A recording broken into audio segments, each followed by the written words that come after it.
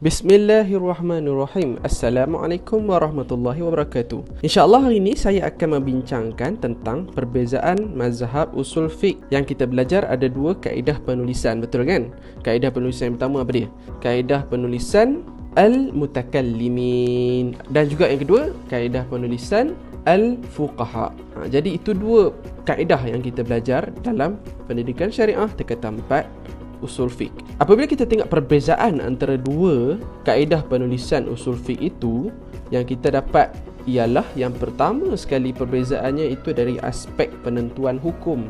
Yang pertama, kita tengok mazhab al-mutakallimin atau kita kenali dengan asy-Syafi'iyah, sebabnya mazhab al-mutakallimin ini dipelopori oleh ulama asy-Syafi'i, oleh mazhab asy-Syafi'i. Jadi banyak ulama mazhab dalam Syafi'i yang menggunakan mazhab al-mutakallimin.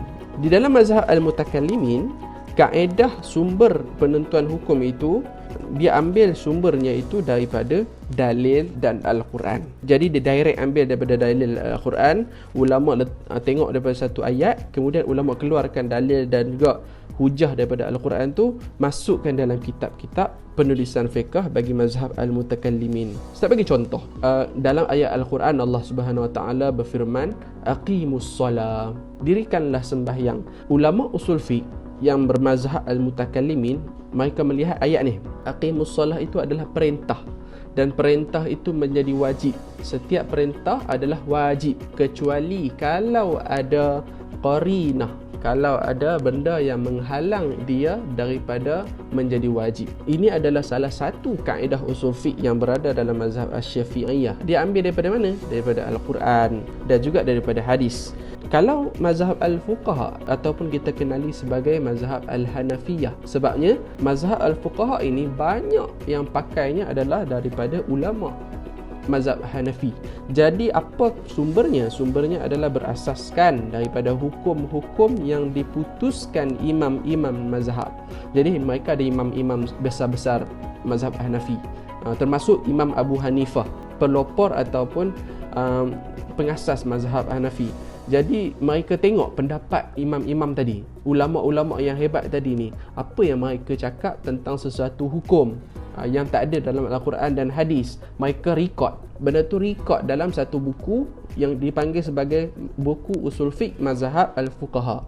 Jadi mereka record benda tu, ulama-ulama mazhab yang al-fuqaha tadi ni, kemudian lepas daripada tu mereka akan tengok balik apa mazhab-mazhab, apa ulama-ulama mereka yang terdahulu cakap tentang sesuatu hukum. Oh, ulama mazhab cakap macam ni tentang suatu hukum yang baru zaman mereka, kita boleh pakai yang ni dalam hukum yang baru zaman kita juga. Itu adalah cara dia.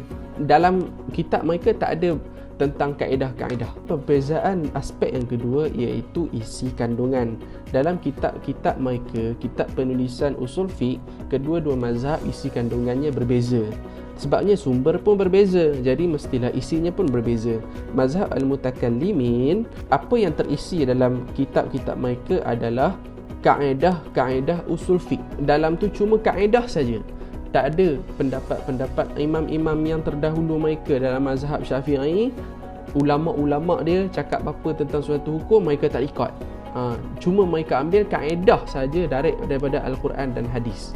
Mereka pakai kaedah tu untuk hukum baru zaman-zaman seterusnya, begitu. Jadi tapi mazhab al-fuqaha, apa yang terisi dalam kitab usul fiqh mereka adalah hukum-hukum, rekod-rekod yang terkandung, rekod-rekod yang pernah dicakap, pernah dikeluarkan hukumnya daripada ulama-ulama terdahulu. Mazhab Hanafi. Jadi mereka tengok ulama mereka cakap apa. Itu yang ada dalam kitab-kitab mereka, rekod dia.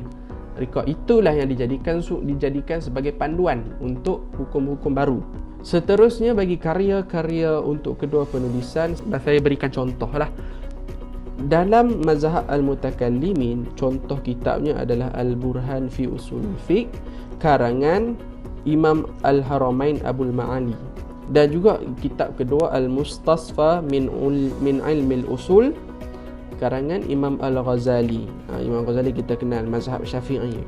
Dan seterusnya untuk mazhab al-fuqaha, kitab-kitabnya antaranya adalah Al-Usul daripada Imam Al-Jassas mazhab Hanafi, dan seterusnya kitab Taqwim Al-Adillah fi Usulil Fiqhi karangan Abu Zaid Abdullah dan juga mazhab Hanafi.